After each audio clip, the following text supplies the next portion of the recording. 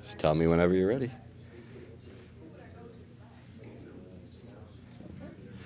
All right, we're going to get started with the press conference here in about 5 minutes, guys. So if people want to start moving to their positions and the film people want to get to their cameras, I think Brandy will come up here and get us started pretty quick. Was that good? Did you get enough level? Awesome. You've got no audio. I think you're off. Stay here on this side. Try it now.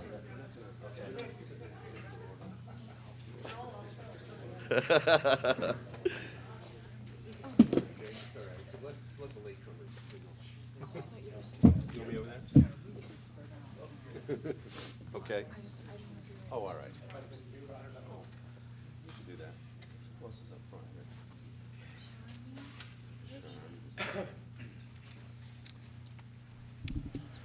All right, and we're getting ready for the press conference. We'll leave it to Matt Abel.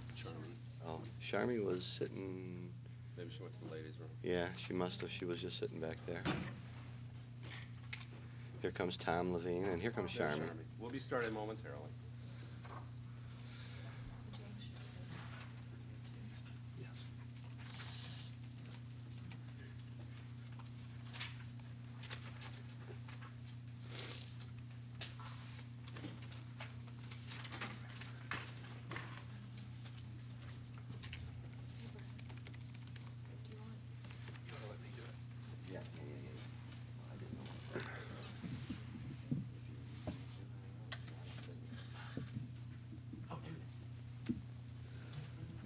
Starts with a whiff,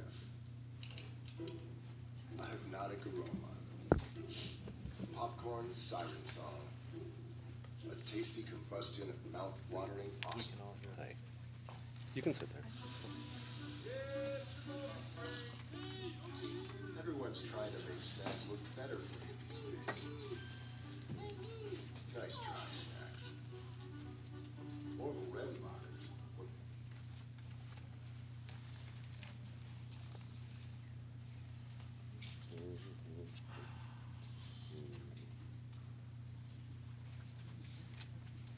Okay. Good afternoon, ladies and gentlemen. My name is Matthew Abel, and I am the campaign director for the Committee for a Safer Michigan. The committee is the proponent of a ballot initiative for a constitutional amendment in Michigan that would repeal marijuana prohibition for adults 21 and over. I'm pleased to be joined here by members of the campaign team. I'd like to introduce the people who are here in front. Starting from the far left, my law partner, Attorney Tom Levine. Next to him, retired police officer Lawrence Smith. And next to him, Ms. Sharmy Golson, who is the communications director for the campaign. Next to her is Brandy Zink, who is the volunteer coordinator for the campaign. On this side, Christine Landino, who is, what is your title, Christine? Pardon me. Thank you. Christine is a petition validator and all-around office organizer. Next to Christine is Jake Fromm, who is a student, a junior at the University of Michigan, and a member of the Students for Sensible Drug Policy. Next to Jake is James Campbell, CPA. Jim is the treasurer for the committee. And Mr. Ron Smith. Joe White. I'm sorry, Joe. Mr. Joe White, who is a retired union member. Yes, retired university. Thank you, sir. So we scheduled this conference today because this morning the Michigan Board of Canvassers held a hearing and formally approved the form of our petition. The content is not something that is addressed by the Board of Canvassers. We were confident that it would be approved, but you know, nothing's done until it's done, and I am pleased to announce that the Board of Canvassers has approved the form of the petition. That's a good thing because we began, thank you. That's a good thing because we began circulating petitions over a week ago. We printed 20,000 pages. We've ordered another 30,000 pages to be printed. Each page contains up to 15 signatures. Those 50,000 pages will provide us up to 750,000 signatures for this campaign. Our signature requirement is 332,609 signatures, and we expect to file 500,000 signatures, and we hope to file it early before the final deadline in July. So with that, I'd like to allow some of the people here to give various remarks. First, I'd like to introduce my law partner, Thomas M.J. Levine. Mr. Levine is the policy director of the Committee for a Safer Michigan and the co-author with me of the proposed constitutional amendment. He's a partner at Cannabis Counsel, PLC, is admitted to practice law in state and federal courts in Michigan, Hawaii, and North Carolina, and the U.S. Court of Appeals for the Ninth and the Fourth Circuits. Mr. Levine has purposely sought out a diverse career in the law, but mostly has represented the disenfranchised against government and corporate greed and corruption for over 20 years, including successful constitutional law appeals. And with that, I'll turn it over to Tom Levine for some brief remarks. The time has come to end prohibition of cannabis here in Michigan, and we are proud to be putting this forth on behalf of the patients and caregivers who have been suffering under the current system for many years, including after we've already passed this Michigan Medical Marijuana Act. Practicing law, representing patients and caregivers, I hear calls every day of these poor patients having their doors knocked down. But we are done with having our children taken from us. We are done with having the law tell us that what medicine to take and what not to take. In the present situation, we have prosecutors cross-examining doctors, telling them, why didn't you prescribe Vicodin and Oxycontin and 5 pills instead of cannabis as a medicine? And unfortunately, the judges are ordering it. Now we look forward to a future, a brighter future. This will create jobs in Michigan, undoubtedly. In fact, we here today, we're at the Park Davis laboratory where cannabis medicine was used and researched, and it was in every doctor's bag for 100 years as a go-to medicine. And the scare tactics and the lies of this war on drugs, often very racially charged, looking at the numbers that are incarcerated, is unacceptable. And with this constitutional amendment, it stands for freedom. It stands for liberty. The truth is on our side. So we are very confident that the truth will be seen by the population. They don't have a leg to stand on with their claims. One myth after the other has been debunked. The Nixon tapes are out. We know how racially charged that whole situation was. And it's just on the same trajectory today. It's time to stop prohibition, to end it. This is a plant. If you plant it in the ground as a seed, it grows. Where is the harm in this? It's a natural resource. With respect to the hemp uses, it's actually a superfood with the hemp food. I use hemp food all the time. I come from a long line of athletes, being the 7th son.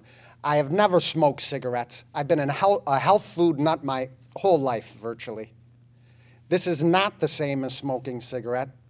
It actually is used by asthma patients to help them out. It causes bronchial dilation and reduces inflammation. It's always increased my capacity as an athlete. I'm a former national champion oarsman. So this is not the same as smoking.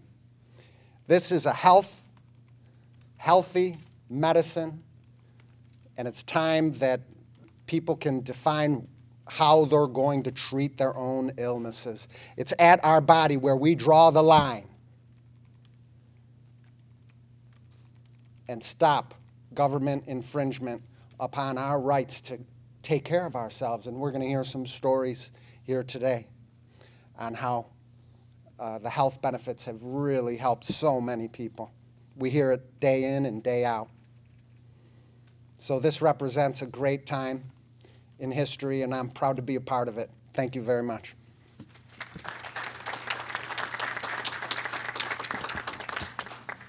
Thank you very much, Tom. Next, I'd like to introduce to you Sharmi Golson, the Communications Director of the Committee for a Safer Michigan. Sharmi is also the co-owner and editor of the Midwest Cultivator, the nation's first medical marijuana trade journal. She is a working journalist, a drug policy reform advocate, and a mother of 3. Sharmi is a former staff writer for LEAP, Law Enforcement Against Prohibition, an international speakers bureau of current and former law enforcers who speak out against and work to end the failed drug war. Ms. Golson says that marijuana prohibition decreases the health and public safety of Michigan families. She believes ending this failed public policy will remedy a host of societal concerns and costs, primarily by reducing the widespread availability of marijuana for minors and allowing police to refocus on violent crime. She speaks on behalf of the tens of thousands of Michigan families who have endured paramilitary drug raids, Michigan's egregious civil asset forfeiture laws, and have cycled in and out of the broken criminal justice system, all in the name of public safety. From 2003 to 2009, Ms. Golson created, produced, and hosted Renegade Solutions, a native rights public affairs radio show. She's written for many national publications, including the New York Times Magazine, and was a columnist for Current Magazine for 10 years. Please welcome Sharmi Golson.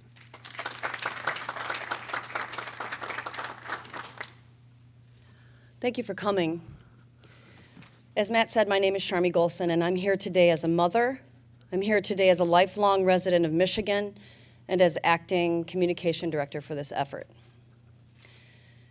This ballot question is a direct response to the interference by state officials to implement Michigan's Medical Marijuana Act and to the increasing legal actions against state-sanctioned medical marijuana patients and caregivers. Voters passed this law in an attempt to remove chronically ill and dying people from the line of fire in this very real war on Michigan families. But instead of being sheltered from arrest, prosecution, asset forfeiture, paramilitary raids, fines, convictions, and incarcerations, the sick and dying are increasingly targeted by the law enforcement backlash to the act. The only way to remove people from harm's way is to end marijuana prohibition, and it's needed on multiple levels. Marijuana prohibition is a failed public policy. It's met none of its intended goals. Prohibiting marijuana has not slowed the flow of it into society. It has not prevented drug use. It has not helped people with addiction or saved lives. It has, however, denied relief to the seriously ill, injured, and dying citizens, decreased the health and public safety of Michigan families. You're going to hear this from me over and over and over again. It's made it easier for minors to obtain marijuana. It's wasted limited law enforcement and municipal resources, and it has eroded the public's relationship with law enforcement. I'm here today because myself and tens of thousands of other Michigan citizens believe that ending marijuana prohibition will decrease increased police aggression towards state-sanctioned patients and caregivers under the Michigan Medical Marijuana Act. It'll allow law enforcement to focus on violent crime, reduce access of marijuana by minors, promote and reduce the fiscal and overpopulation burdens on the Department of Corrections, and it will restore right relations with law enforcement. The failed war on marijuana is the longest war America has ever engaged in, and it is a civil war acted out on her people. I work with families who've endured drug raids and asset forfeiture. In case you didn't know, Michigan's asset forfeiture laws are some of the most egregious in the country. Here in Michigan, it is perfectly legal for law enforcement to take everything you own and never charge you with a crime. They don't even have to obtain a conviction. The families that I work with are completely traumatized for years after what the police like to call executing a warrant. But in practice, most often, this really is a paramilitary exercise. It's terrifying. There are often children present, and when these armed soldiers invade the home because someone inside has marijuana, that's unacceptable to me. Can you hand me that little picture that's right there? I want to show you a picture of me. I think I'm about 4 here. I can't remember. It was a long time ago. But I'm here today because I grew up in a military and law enforcement family. And I'm here because I want to see right relations restored between communities and police. We now have an entire generation that's been alienated to believe that the police and their civic leaders are instruments of their oppression rather than for their protection. My father told me when he was a police officer that if he found young people out doing whatever they weren't supposed to be doing, making mischief as young people often do, that it was common practice for those guys at that time. It was like late 60s, early 70s, I believe. It was common practice to take the misbehaving child, drive him or her home, knock on the door and say, here's your son. We found him drinking. Here are the keys. You can get your car. It's down by the river. Imagine that. To me, that is sanity. To me, this is law enforcement working with parents to ensure the safety of their children, to ensure the safety of society, and allowing parents to care for their young adults without cycling them in and out of the criminal justice system, without making these families pay for their own drug testing, extracting thousands of dollars from cash-strapped families, and possibly providing those young adults with criminal records that will follow them for the rest of their lives. A conviction or even probation creates barriers to employment, education, and housing. And I highly suggest you talk to our SSDP representatives here today for more information about this war on youth. You can hear it right from their own mouths. I'm here today because ending marijuana prohibition will allow law enforcers to focus on violent crime instead of going through my neighbor's garbage looking for pot seeds. In November, 80-year-old Nancy Daly was murdered in her Royal Oak home by two parole absconders who first raked her lawn and then broke into her house to rob and kill her. Her accused killers were allowed to move freely in Royal Oak after skipping their parole hearing. They both have extensive criminal records, and they were wanted on parole absconder warrants issued by the Michigan Department of Corrections. I'm here today because when violent criminals don't show up for a hearing, the judge should say to the police officer, go get them. And then the officer should leave the courtroom and get into his or her car and apprehend dangerous criminals before they harm people. But instead, our courts and our criminal justice system are too busy with the line of people outside their courtroom that we are mad at. They're too busy with the line of people who will give them money to go get the people who will hurt us. The trade-off, of course, is that our police don't have time to focus on violent crime. If you're a rapist, Michigan is a great place to live. According to the Michigan State Police, only 16% of reported rapes in Michigan result in arrest. Let's see, murder, voluntary murder is about 32%. Felonious assault, arrest rate per incident is 37%. Drug violations, 77%. For me personally, this is unacceptable, especially considering law enforcers today have less crime to solve than they did prior to engaging in this civil war. And they have much better technology in order to protect society with these very basic safeguards. Rapists and murderers are a real threat to community, not marijuana. And if your response to that is, well, what about the drug cartels? Because they're making bazillions of dollars with their marijuana. The answer, obviously, is to end marijuana prohibition and take away their profit margins, take away their power. For Michigan families and for Nancy Daly, the most expensive, longest-running American war will not end soon enough. I'm here today because it's time for healing, it's time for effective public safety policies, and it's time for an exit strategy from this failed war. Please join us.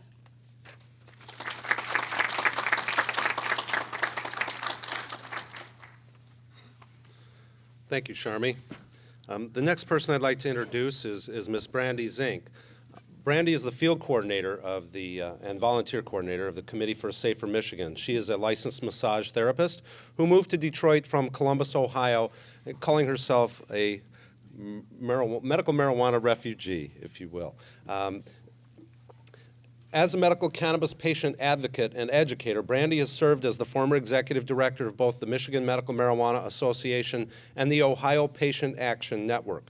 She's also worked closely with Americans for Safe Access, the Marijuana Policy Project, the Drug Policy Alliance, and other cannabis policy reform organizations. Politically active for a myriad of social justice issues, she has cultivated positive relationships with community leaders, professionals, legislators, their staff, and other influential policymakers at all levels. Brandy has extensive experience in lobbying the Ohio legislature and was instrumental in the introduction of several medical marijuana bills in Ohio, including SB 74, 343, and House Bill 478.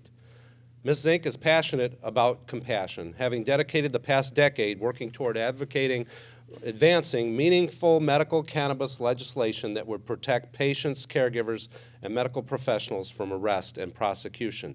She has also taught several cannabis-related classes and workshops and has spoken publicly at numerous venues. She's well-versed in the Michigan Medical Marijuana Act and has assisted hundreds of patients and caregivers through the process of becoming legally registered with the Michigan Department of Community Health.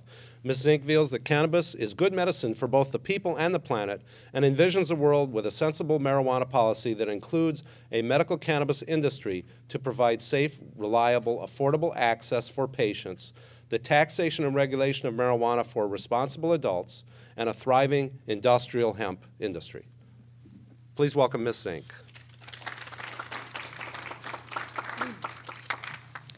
Thank you, and good afternoon. I've been working on this issue for a long time, and I'm very pleased that we're doing this important historical effort in Michigan. Michigan was the first state to repeal the prohibition of alcohol, and I find it's very fitting today that we're here at this building, at the Park Davis building, where they did in fact manufacture and do research and development for the cannabis medicines here. At one time, there were 16 facilities in the state of Michigan that did in fact cultivate and manufacture and distribute cannabis medicines, and there were 6 of these factories in Michigan. So we can look to the past before Prohibition as a beacon for the future and how we can in fact create jobs and create medicines for people that are far safer than many of the pharmaceutical medicines that are available. During the prohibition of alcohol, it was the women who led the march towards freedom. And as a woman today, I speak on that important responsibility that we have to repeal the prohibition. Referring back to the prohibition of alcohol, as time went on, the women of the country realized the impracticality of prohibition as exemplified through the 18th Amendment in the federal Constitution. And they commenced to realize that these iniquitous laws were not producing temperance, and this condition smoldered in the minds of the women and mothers in our country for many years, and particularly in this state. The Women's Organization for National Prohibition Reform, their speaker spoke before the Congressional Record, and I'd like to quote her today. And she said, "I wish to express our grateful thanks and deep appreciation, and also wish to acknowledge the untiring help that was given by the citizens of Michigan, both men and women, in obtaining the goal of the repeal of the 18th Amendment. Today, Michigan is the first state to ratify the 21st Amendment. It is the first state to put ideals into practical effect. Michigan leads the way in every way. The people of our great state are great people, but especially today they have just cause to take pride in their own action. We are proud of them, we are proud to belong to them, and we congratulate them." I'd like to remind you that in our Michigan Constitution, it states that all political power is inherent in the people. And that is exactly what we are doing through this constitutional amendment. We are petitioning through the power of the people to change our Constitution to repeal the prohibition of marijuana and repeal this failed policy.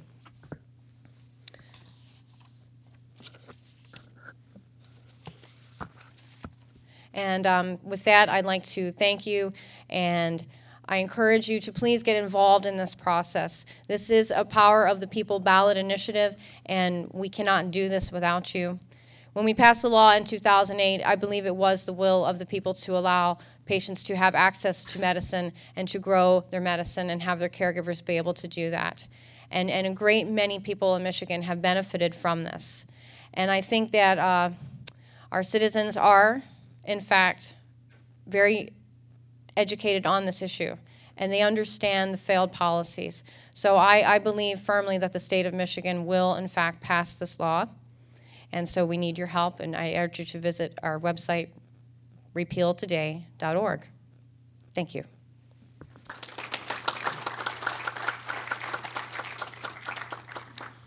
Thank you, Brandy. Next, it's my pleasure to introduce to you Christine Klasky-Landino. Christine is the ballot validation coordinator of the Committee for a Safer Michigan. She's a retired senior graphic designer who worked at one of the global big three accounting, consulting, and tax firms for 25 years.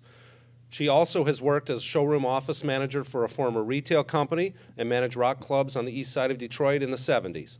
Born and raised on the east side of Detroit, she went to Marquette K-8 and Finney High School and has lived all of her life in Michigan. Christine has always passionately worked to change marijuana laws in Michigan and the U.S. Her first campaign was in 1974 with the Michigan Marijuana Initiative. Since then, she has worked with many groups whose goals have been the end of marijuana prohibition. She takes after her father, Frank, who, as very active in early union forming at Briggs and Chrysler, taught her at an early age to fight for what she believes in and to never give up the fight for her beliefs. Christine also worked extensively with the Michigan Coalition for Compassionate Care to get medical marijuana on Michigan's ballot in 2008. Due to her husband John's degenerative disc disease and uncontrollable tremors from neck surgery and severe nerve damage and pain, and marijuana's capability of lessening his tremors so he can drink a glass of water without spilling and actually have a life to live, Christine has fervently fought for the medical use of marijuana and extends her thanks to the 63% of Michigan's residents for their compassion on this issue. Christine has served as the treasurer for Michigan NORML since 2004 and also has done double duty as executive secretary for a number of years. She's a founding member of Michigan Hemp and a founding member of Mothers Against the Drug War. Christine is very proud to be taking part with the Committee for a Safer Michigan to bring sensibility to our drug laws. She believes in personal responsibility and that people should be able to make choices for themselves of how they want to medicate their illnesses. She also believes that socially one should be able to choose between marijuana or alcohol, since accountability and responsibility are part of one's use of the aforementioned products. With that, I am pleased to welcome and introduce to you Christine Landino.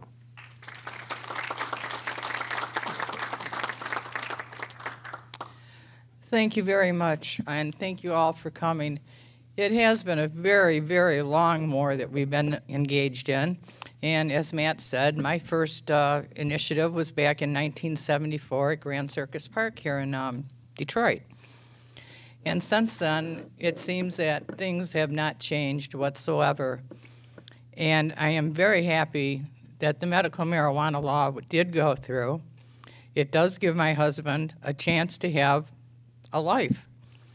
Otherwise, he would sit there with his tremors and severe nerve damage. And basically, the doctors wanted to put him on OxyContin. Well, they did that, but we've been able to keep him at only 40 milligrams now for 10 years by using the medical marijuana and not raising that dosage, not killing his pancreas, not killing his kidneys. So there is alternative medicines out there, and I am a firm believer that we as people and we as Michiganians, 63% of us said yes to medical marijuana, and they want to see us to be able to access this. It all comes down to this law was not vague. It just said that we should be able to get medical marijuana. However, did you really expect us to go out on the street corner still and on the black market to be able to access this plant that is so good for us? We need a controlled area where we can go. And our Attorney General does not seem to see it that way. He will not help us. He will not work with us. So he leaves us no alternative but to try and legalize marijuana within Michigan and lead the repeal against prohibition. And let's be the leader again, as we were back in the 30s. Get rid of alcohol prohibition. And again, the gateway drug, you might as well say it's caffeine. You might as well say it's air. We all breathe before we smoke a joint. You know, and it's the environment that you have to go into, especially our children, to acquire whatever they want to do socially. Obviously, the more you tell them no, the more they're going to go for it. So we would really like to see this issue resolved through we the people, This was given to us as a power through our U.S. Constitution, and I am firmly a believer of states' rights and that we should be able to go forward with the way that our state and our people have voted. 63% said yes. Help us keep it. Thank you.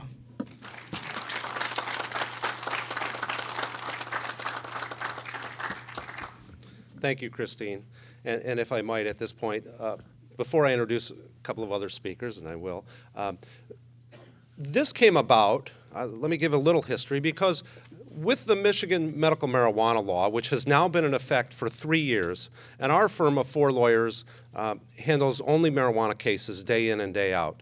And Brandy can tell you, she answers the phone in our office, along with some other people here, and we all do a lot of public speaking and getting out into the community. And what has happened, the first year people had a lot of questions, but the second year people began having concerns. And this third year has shown that the government is not letting up. They are not acquiescing to the will of the people to allow the Michigan medical marijuana law to be implemented properly. Accordingly, people contacted us, called and wrote, and on public appearances tugged on our sleeves and said, what are we going to do? What are we going to do? And so I've suggested, first of all, that this is a federal issue and that they need to contact their federal representatives, the senators and members of Congress. And they say back to me, well, we did that, and we got the same letter back from Debbie Stabenow that we got last year that said, thank you for your concerns. I'll be certain to keep them in mind when this comes before me. Well, we don't want her to wait until it comes before her. We want her to force that issue and bring the issue up and be a representative.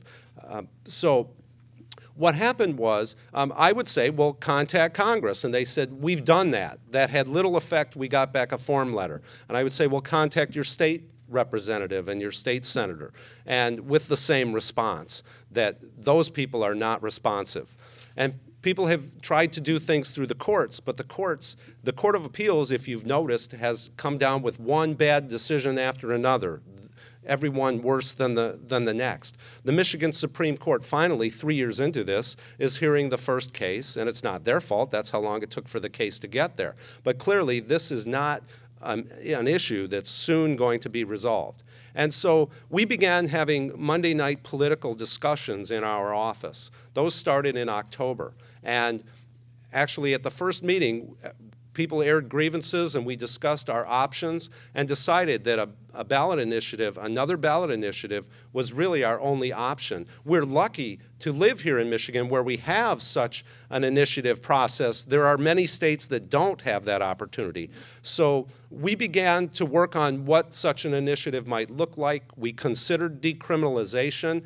We actually spent weeks writing up decriminalization, and then it came time to present it, and it took all night to just describe the changes in the law to everyone. And it came down to, well, okay, when that's all done, they said, okay, now tell me what will be the punishment for possessing a joint. And then we would argue about that. Well, should it be a ticket? Should it be a misdemeanor? No, what we decided was that that should be an individual right, that if it's not harming anyone else, there is no reason for marijuana to be illegal. And that we didn't want to split hairs and decide what should be the penalty for something that shouldn't have a penalty in the first place. And so this is where we are. We drafted this, what we call repeal of marijuana prohibition in Michigan for adults 21 and over. We drafted it. We went through and modified it, added some things. And the group is overwhelmingly in support of this. And so we have moved forward. I'm pleased to say also that while we've only been at this a short time, that is, the first petitions were printed last week, but we've been trying to get the community behind this, and I believe that the entire medical marijuana community is behind this. Michigan NORML, the National Organization for the Reform of Marijuana Laws, has endorsed this proposal. Michigan Hemp, the Michigan Hemp Education and Marketing Project, has endorsed this proposal. The Michigan Medical Marijuana Association has endorsed this proposal. The Macomb-Oakland Compassion Club has endorsed this proposal, and the Michigan Association of Compassion Centers has also endorsed this proposal, and representatives from several of those groups are here today, and we thank you all for being here and supporting this proposal.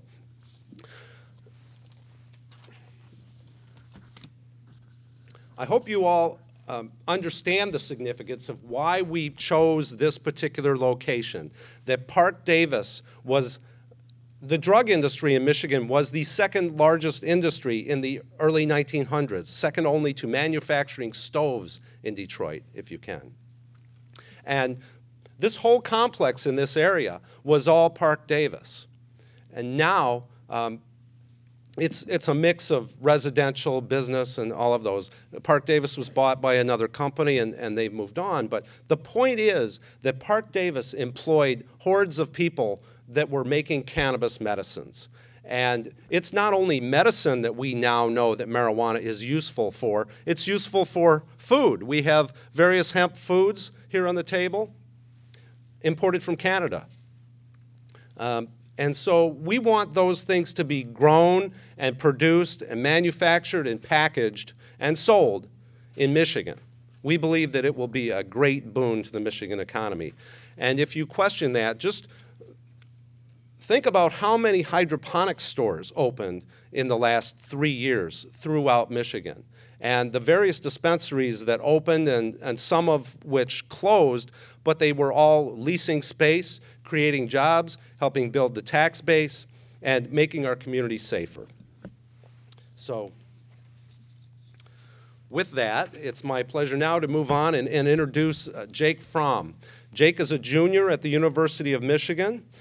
Originally from Wyoming, Pennsylvania, he's been a member of Students for Sensible Drug Policy since September 2009, when he was the Assistant Executive Director for the 2010 to 11 school year.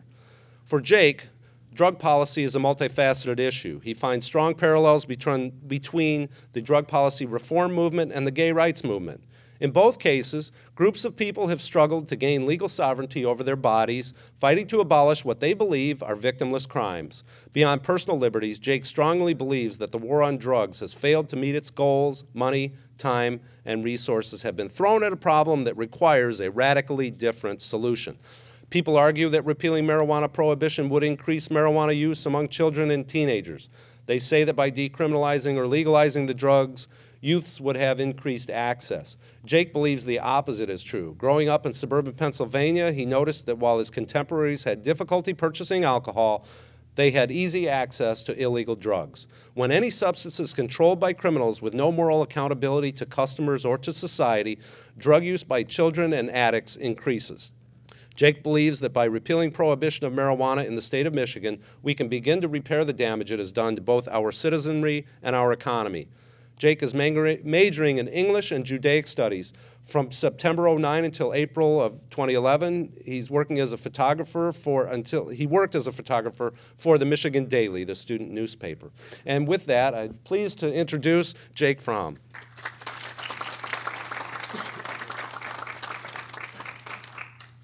Thank you, Matt, and thank you all for being here. As Matt said, my name is Jake. I'm a student at U of M and a member of Students for Sensible Drug Policy. It's an organization devoted to ending the war on drugs, but for me, it's been much more. Through SSDP, I've had the opportunity to meet other university students from around the country, intelligent, hardworking people who care about drug policy reform as much or more than I do, and for many different reasons.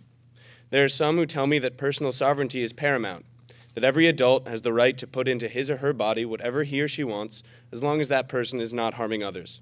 I've spoken to economics majors who tell me about the substantial fiscal benefits associated with repealing prohibition. There's students who have focused their time on ensuring safe access to marijuana for patients in states with medical marijuana programs like Michigan's, and even more who care about drug policy reform because of the disproportionate harm inflicted on minorities by the war on drugs. In my time with SSDP, I've come to realize that the struggle to repeal prohibition is about more than personal liberties. It's not just about financial gains and losses. It affects patients and non-patients alike.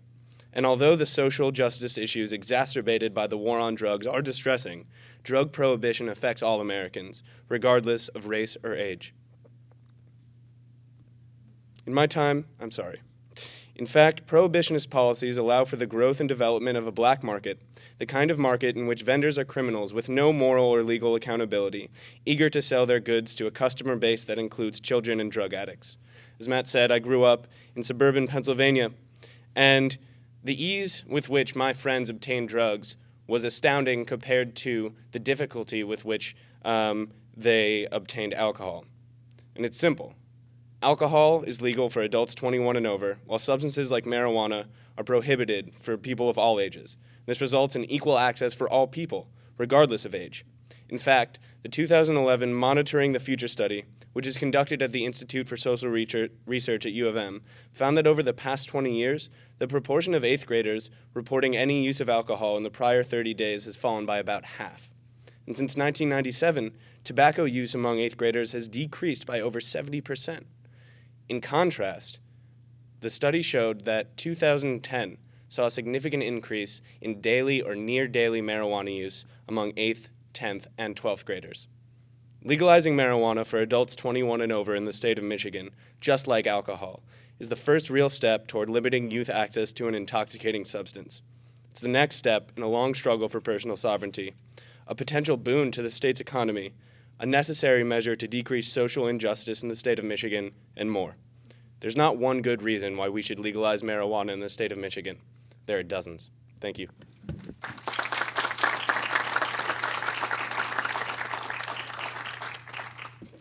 Thank you very much, Jake. There was another reason why we selected this location in addition to Park Davis, and that is that it is on the Detroit River. And this particular stretch of the river is an area which had the highest amount of smuggling of alcohol during Prohibition of any place in the United States. And there's a distillery right there. You can see it right across the river.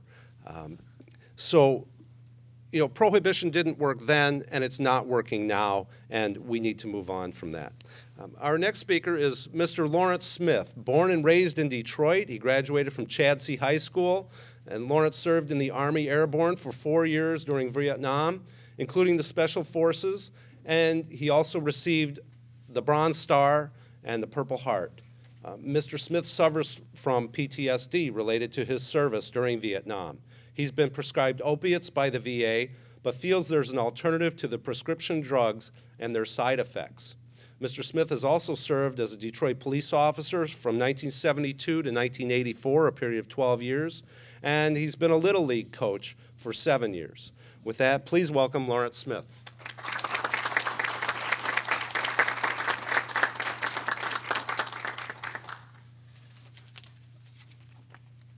I'm not a public speaker, so I'm not as eloquent as these other speakers are. But one thing I would like to bring to the table is my experiences. And I like to bring it from 3 different portions of my life. First, I would like to bring it from Vietnam. As a soldier in Vietnam, to be in Special Forces or Airborne, you have to pretty much buy the farm. What do I mean by buy the farm? You have to buy into everything this government says and does to be the best you can be while you're out here fighting for your country. So when I walked in to the military, straight off the streets from Detroit. I was raised in an area known as the ghetto, straight out of the hood. So the elements of the government was somewhat foreign to me. But I went in thinking, as an American, I can do what I needed to do. During that period of time, marijuana was ready, available in Vietnam.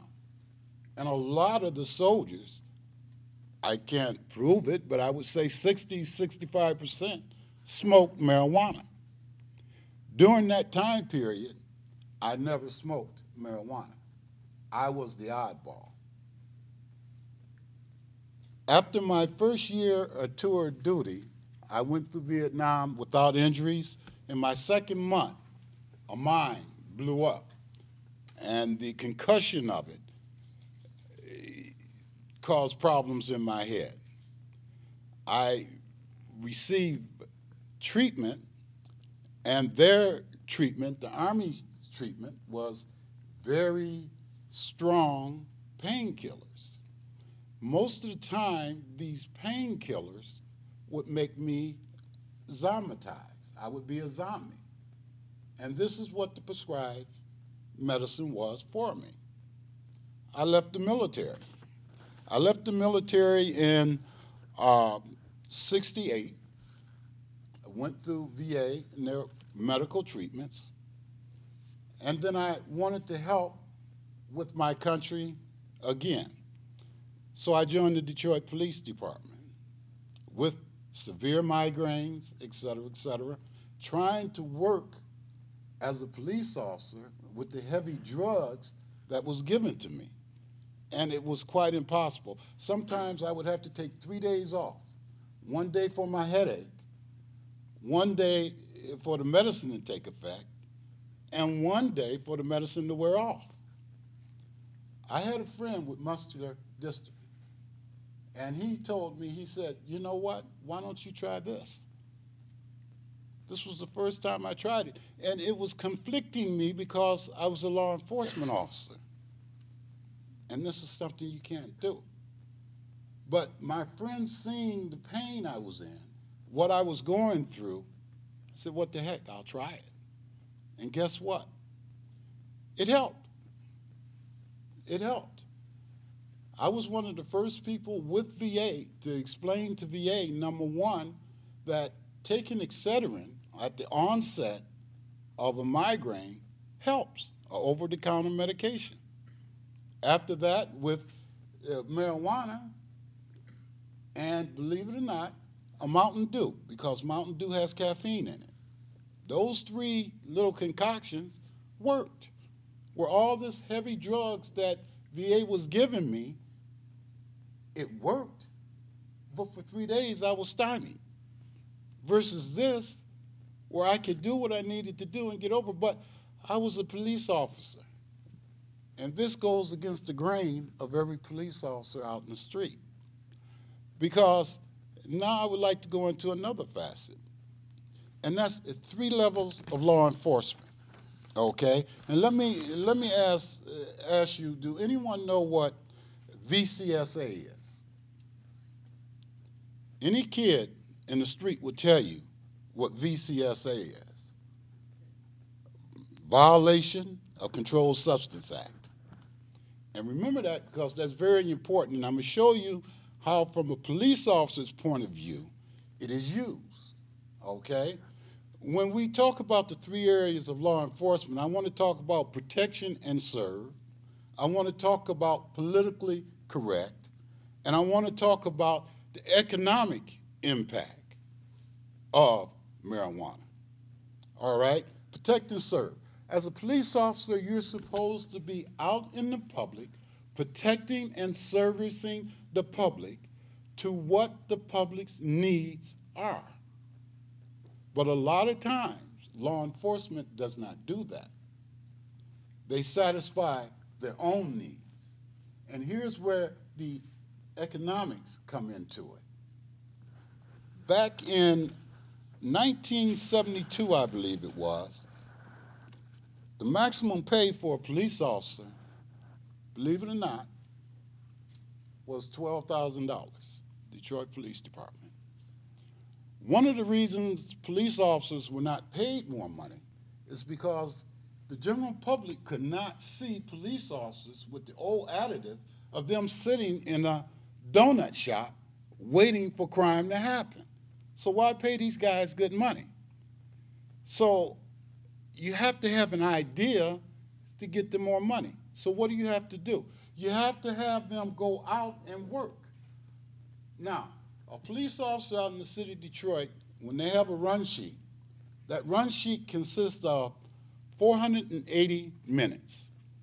On that run sheet for 480 minutes, that officer has to tell you what he's done for 480 minutes of a shift.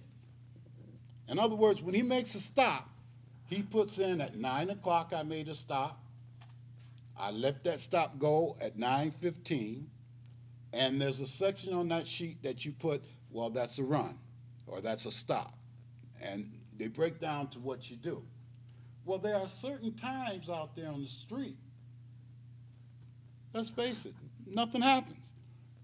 You get a good midnight on a Sunday, and you can hit the spots where some of the officers sleep. And you'll find them because nothing's happening. So what has to be devised? You have to have a way that officers are going to be working, or at least show the public that you're working. What's the easiest way to show the public that I'm working? Okay? I know any place in the city, I can go in the inner city and find a youth with a joint. I can find him with one joint. Now, let's go back to those letters I told you. VCSA. You know why that's important? Because when they arrest your daughter or son out here in the street for one joint, the trick of a police officer, the way they're supposed to fill the paperwork out is, he's arrested for VCSA. Now, VCSA encompasses a number of different steps according to the type of drug that that person was arrested with. But law enforcement conveniently leaves that off because it's important to tag that individual so that when this young man comes back across the desk and I see him, VCSA, he's a druggie. He's a druggie. Now, ask yourself, the first thing they ask you is, how many arrests have you got? Don't ask how many arrests, how many convictions. Because you can walk out the door and get arrested. When it goes into court, there's no conviction, so it's thrown out. But what happens to that information that was put on that arrest sheet when you were arrested? That's that same sheet that when I stop you again and I make a call in and ask, how many times has this person been arrested? You know what I'm going to get? He's been arrested 4 times. They're not going to tell me how many times he was convicted because those were all bad arrests. So they were never convicted. But I got that you were arrested that many times. Not only that, I'm told that you were arrested for violation of Controlled Substance Act. You're a druggie. So most of the time when you think of druggies, when you think of the breakdown of society, you're talking about crack. You're talking about heroin. You're not talking about marijuana. But yet and still, this young man has been tagged as if he had crack. Now, let's take this to another level. Where most of this done? You say it comes from the inner city? That's because that's where most of the things are caught. Okay? I happen to benefit. Okay? Law enforcement comes in 3 different areas. All right? I moved from the city of Detroit to Lapeer County. Lapeer County is a very, very rural farm area. Because I have dealt with security, I am a security consultant. And a lot of police officers and people consult with me to discuss security situations. So I have a pretty good idea of how law enforcement works clean across the board. And let me share with you the differences, okay, where we will see back where this VCSA is important. In the city of Detroit, when I arrest a youth, I'll take this youth with this one joint, I'll book him on the VCSA, won't make an indication of what the drug use is, and I've now tagged him. If I lived in the middle situation, which is the middle suburbs, Birmingham, Bloomfield Hills, the more affluent neighborhoods, the police officers do another thing because most of those youth out there have parents that are in the system. And the last thing that a cop wants is some type of feedback to come back on him for what he's done. And believe me, if you arrest one of these judges' son for one joint, you're going to hear about it. You'll be on the beat in the middle of the doggone midnight. Trust me. So therefore, you're not arrested. But that inner city kid, he has no father or mother that's a judge 9 times out of 10. So he's just thrown into the system, and we'll come back to him. Out in the rural area where I live, I think the old way of doing things was brought out, okay? Police officers, and I know this for a fact because my son is a reserve police officer with Metamora, so I know what is done. They actually take the kid, take the marijuana, and take him home. Give it to his parents. Give the drugs right back. And let the parent decide what they want to do with them. And a number of these parents have, okay, you got it back. So who is hurt? Which kid actually gets hurt by unfair law? Now, what happens once he's tagged as a druggie? I'm going to show you another game police play. It's called a paper game, okay? If I want you, I know today when I come and stop you, I'll arrest you. I'll put you in for VCSA for having that one joint. Because tonight, when the detectives come in to write up the case to go to court, it's only one joint. So they're not going to take it. It's not financially worthwhile to take that one joint. But yet and still, you still have that record, right? You've still been arrested with that tag on you. That's one. Tomorrow, a next crew come by, and you're walking down the street, and the same thing happens. That's 2. Well, in Michigan, after so many times, you're a habitual user. And don't think the police officers in the street don't know this. And don't think the police officers in the street are not working the system in order to get it back. So what happens after that? I, as a police officer, I'm able to go into PTA meetings, other forums with citizens and say, I've stopped crime. Look at all the VCSA drug arrests I've made. I need more money. I need a higher salary because I'm working for you. I'm serving and protecting. And that's the level of how police utilize this to their benefit. That's why I'm in support of this initiative. Once you take the unfair arrests out of it, it would not only benefit in the inner city by removing tags off of inner city youth that might not have them place on it, and it would be better. Let me, in closing, tell one short, real quick story, and this is a true story. And I'm kind of fudging around it because I don't want a grand jury to come up and ask me about this, okay? And I told this story last night on the radio, and it's a true story. We went to a police run as a backup. A backup is just that. You're there to back up the original officers. You basically have no say in the arrest. It's the original officer's call. They make the arrest. They make the call. When we got there, we had 2 little kids, not kids, they were like 17, 18.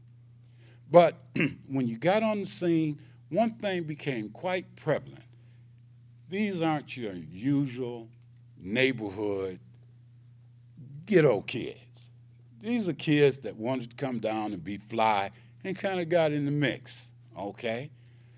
The one kid, he was crying. He says, I'm with my mama and this and that, and I'm going to college and blah, blah, blah. And I started to feel sorry for the guy. I said, what has he got? We got one joint and what's not, and we're going to take him in. Well, they were originally trying to scare the guy, okay? And the guy says, but I'm not the one that had it, and I know my rights. Oh, resisting arrest, huh? They took both of those kids in and placed them for resisting arrest and violation of Controlled Substance Act. All right? that one little boy I'm telling you about, he lost his scholarship to college. He lost his scholarship because somehow that was into what he did out in the street. And not only did that, we saw him 2 or 3 more times during the course of the year. And every time we seen him, his crime escalated. He went from that to stealing cars and finally to armed robbery. And I know he had no record because I seen the run back. And I always said, had we not locked that kid up, he might not have been at that other end of the lock. What is financially best? You think about it.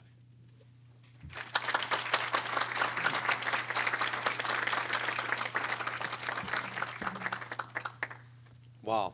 Thank you, Mr. Smith. I couldn't say it any better. I don't know anyone who could, really. I mean, there you have it. You know, it's one thing for me as a lawyer to say it, but it's entirely different to hear it from the police. So thank you, Mr. Smith. And now, I'd like to introduce to you Joe White. Joe has been a teacher of environmental science at Clark University in Atlanta, Georgia, and he will talk about the intersection of both environmental science and marijuana, perhaps. Please welcome Joe White. Thank you so much, Matt, and thanks everybody for being here today. My name is Joe White, as was mentioned, originally from Detroit, native Detroiter. Born, raised here, East Sider. Met a couple of other East Siders that's been here a while. But my mom still stays in the same house, 91 years old. Won't leave the East Side for anything. I can't get her out. But to get more to the point, the reason I'm here, as I said, I was an instructor down at Clark Atlanta University teaching environmental science.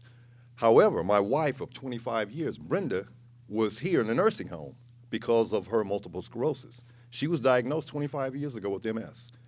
Over that 25-year period, we documented over 120 drugs that was prescribed to her for her condition. Now, mind you, originally when she was diagnosed with MS, at that time, African Americans weren't generally diagnosed with multiple sclerosis. This was a new thing. So we didn't know what was going on. She would walk and begin to start stumbling, and anyone who's been around people with MS knows it always starts with a balance issue, and then it progresses to other things. But my point is this: cannabis keeps her alive today. This has been documented. We have the evidence to prove it, and with a science background, my background always teaches me evidence-based research. Other than that, there's no point of discussion. So with that being said, 120 drugs documented over 25 years. Did no good at all. In fact, it made her worse to the point where she had to be put into a nursing home for a year.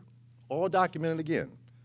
When she got out, which has been a year now, she has been on her cannabis for a year. She takes no medication at all. None.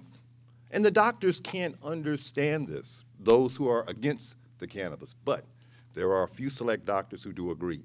And I've been told by some doctors through Henry Ford Healthcare System, if this was not Schedule I, they would quickly sign. So we have an issue here of not only repealing in Michigan, but repealing across the country. We need to get cannabis off this crazy Schedule I issue. A year ago, we applied for a grant through the National Institutes of Health. This was a 5-year study to study the social impact of cannabis. We got our letter of intent in on time. We were about to get our first peer review when all of a sudden we get this letter from the DEA. Mr. White, you're going to have to halt your research. In order for you to do research on cannabis, you must obtain this permit. And in order for you to get this permit, it has to be issued through the state of Michigan. So here we go. But I have been told, when you're handed lemons, what do? Make lemonade. We have an entire case full of information from Dawn's information, Drug Awareness Warning Network, that talks about what's coming. Same information that you get from the DEA, we were able to use that information as part of our research study. So I want to share that information and use that information as an opportunity to have another side of this discussion. It seems to me that whenever this discussion of cannabis, medical marijuana comes up in Michigan, it's a one-sided story. And the truth needs to be told. We're talking about a plant. We're not talking about drugs. We're talking about a plant that, as was explained earlier, just grows out of the ground. Nothing has been altered in this. I have heard it being called God's medicine even in some history books. So just to make a point again, it does work. I would take on any medical doctor, and we can take my wife and use her as an example to show that that pharmaceutical drug did her no good whatsoever. In fact, it deteriorated her health. Now with her cannabis, her weight is up, all documented. She's eating healthy, her tremors are gone. She couldn't even hold a cup in her hand because her tremors were so bad. But again, she's not taking any pharmaceutical drugs whatsoever. She gets her sativa in the morning, she gets her indica in the evening, and she is good to go. Those who will be at Hash Bash, we hope to see you there, but please, anyone listening to this recording, make sure you are an informed audience and take this decision as your own. Don't let someone sway you with negative information. Look at both sides of this discussion. Thank you.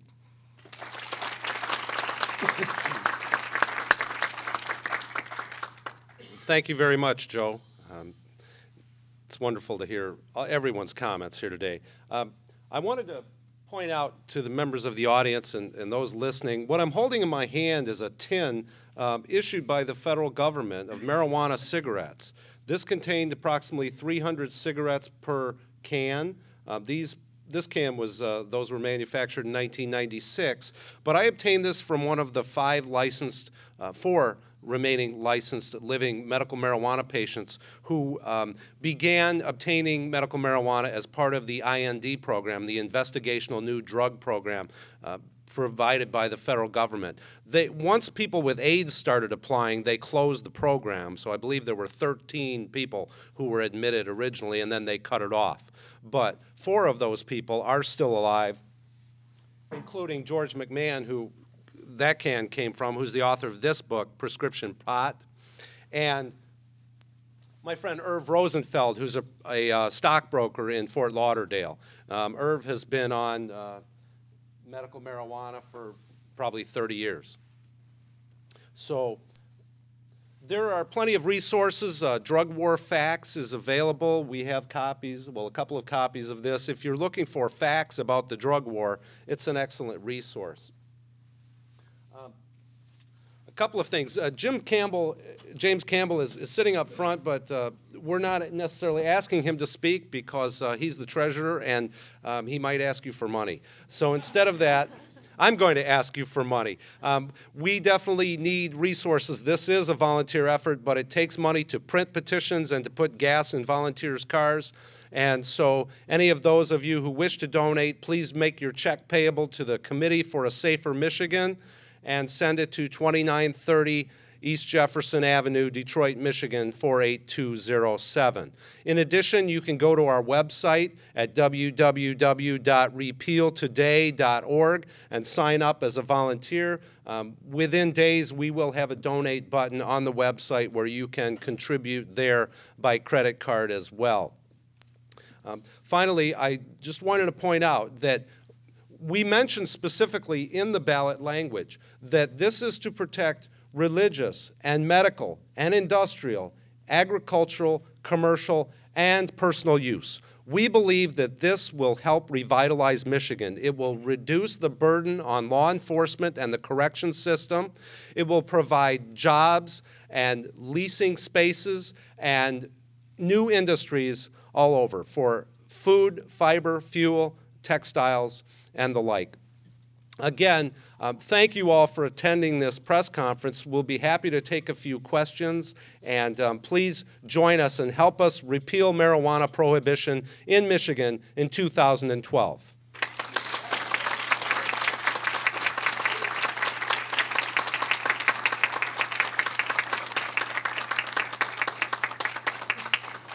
I'd like to thank all of you who attended and all of the people who spoke and are on the panel. Thank you very much. Are there any questions? Please. Just a quick question. Michigan residents obviously have voted in favor of the medical marijuana use and overwhelmingly. About 2 to 1. Yes, sir. Just how confident are you that they will vote to totally repeal the ban the prohibition ban? I'm quite confident. To me, our bigger hurdle is actually getting it on the ballot. Anytime the voters have had the opportunity to vote for leniency in drug policy, they have supported that. So we have no doubt that the voters of Michigan will support this as well. Our tougher job is getting it on the ballot. I think if we can get it on the ballot, and I believe we can and we will, that it will pass. Have you had studies to indicate that? We have not done independent polling other than we've watched the Gallup poll, which now has, where the lines have crossed, that the people who support repealing prohibition outnumber those who want to maintain prohibition. And those lines are continuing to diverge further. It seems that the support for marijuana repeal is increasing at somewhere around 2 to 4% per year.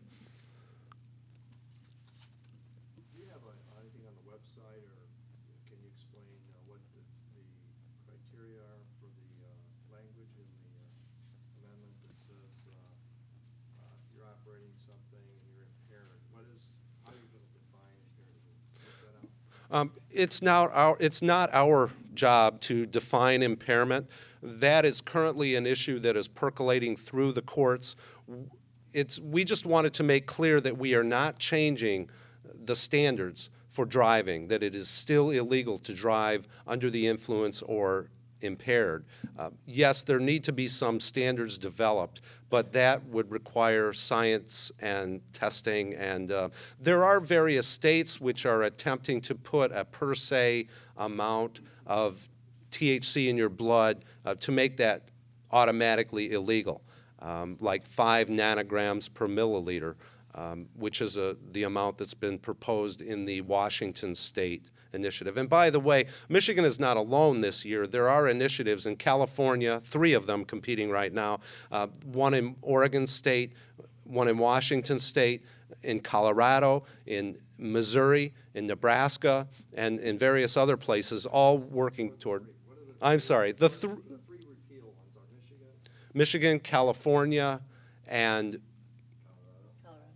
Colorado. Well, Colorado and Washington are both tax and regulate, right.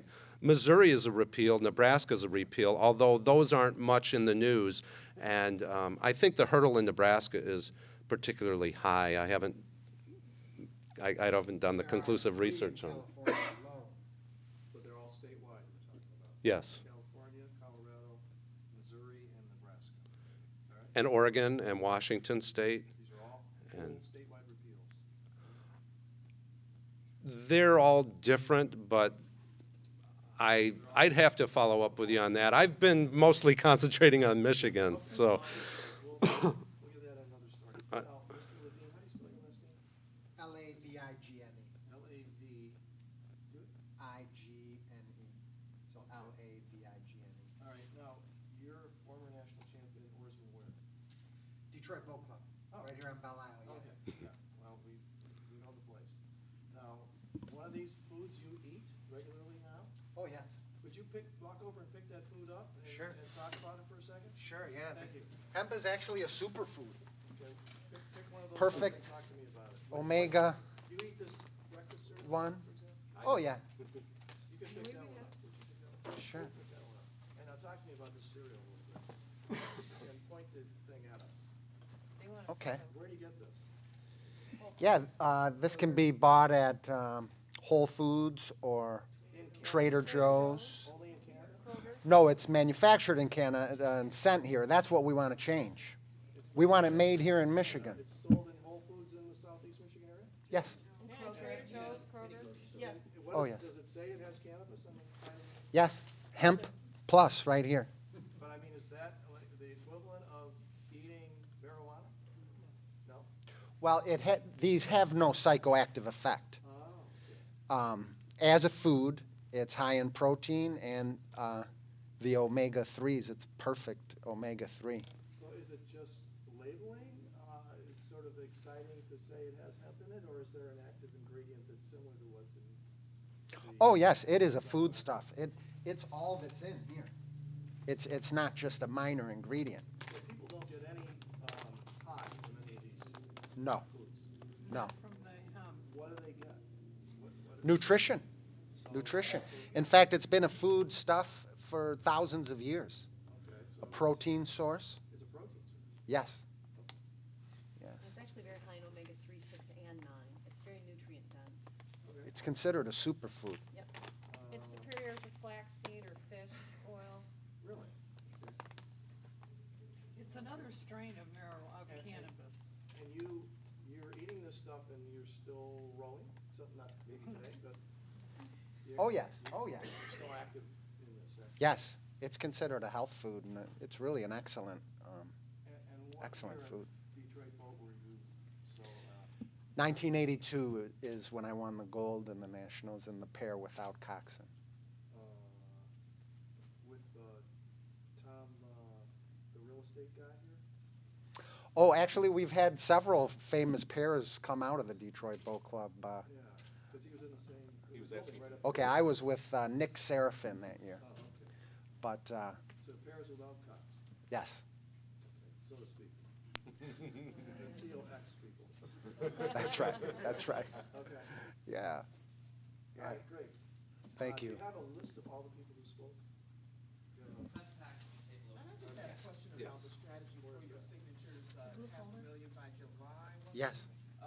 Can somebody talk about that strategy, how you're gonna get those signatures? Yes, fortunately, we have a statewide network. The petitions are already in 83 counties.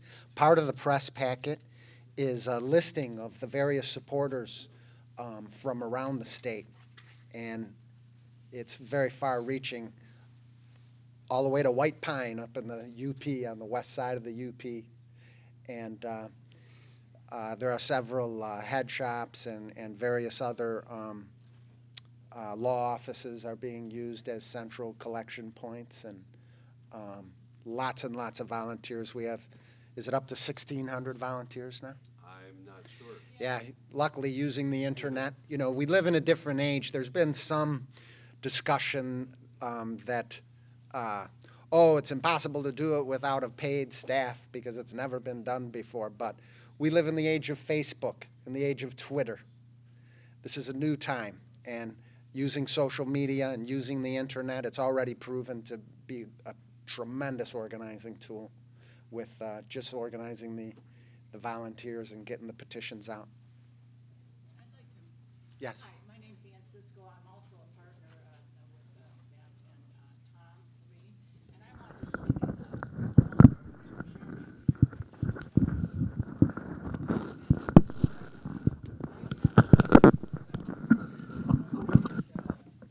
personal, and this is my son.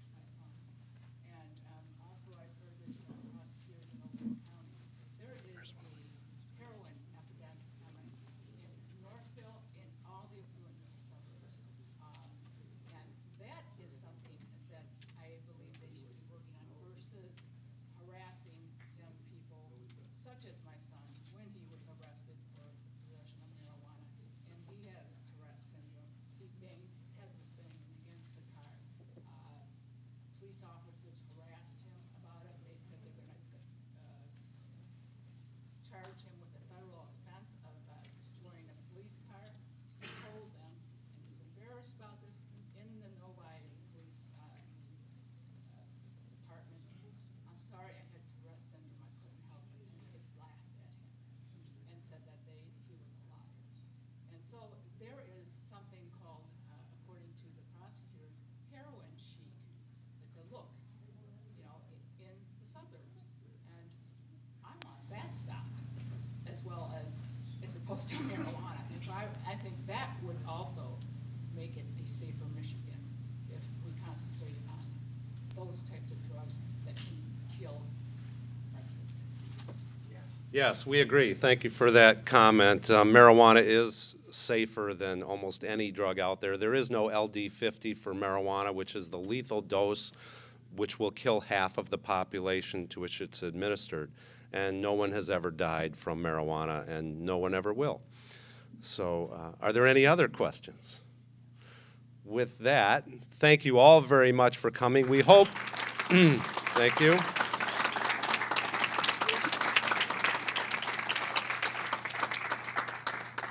And now we hope you will all help us get to work and go to repealtoday.org and sign up, and let's get those signatures. Thank you all very much, and we'll see you in the streets.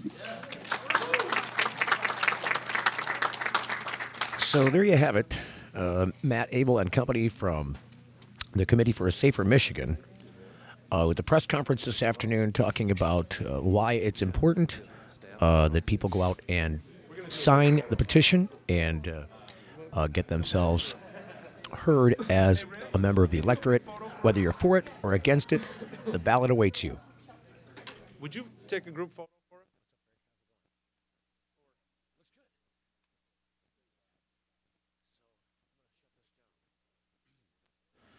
That concludes our live coverage of the Committee for a Safer Michigan's press conference for the repeal marijuana prohibition petition of 2012. I'm little. I was looking at you. You're so small.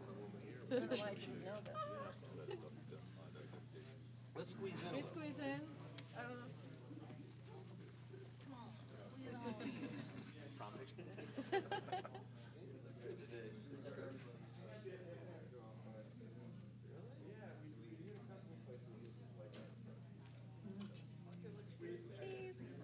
Free the weed.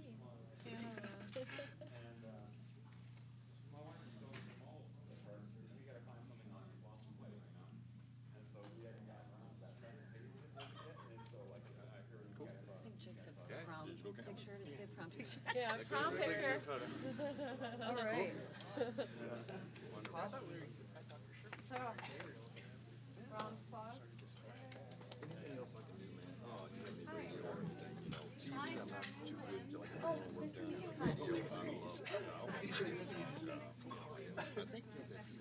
We did.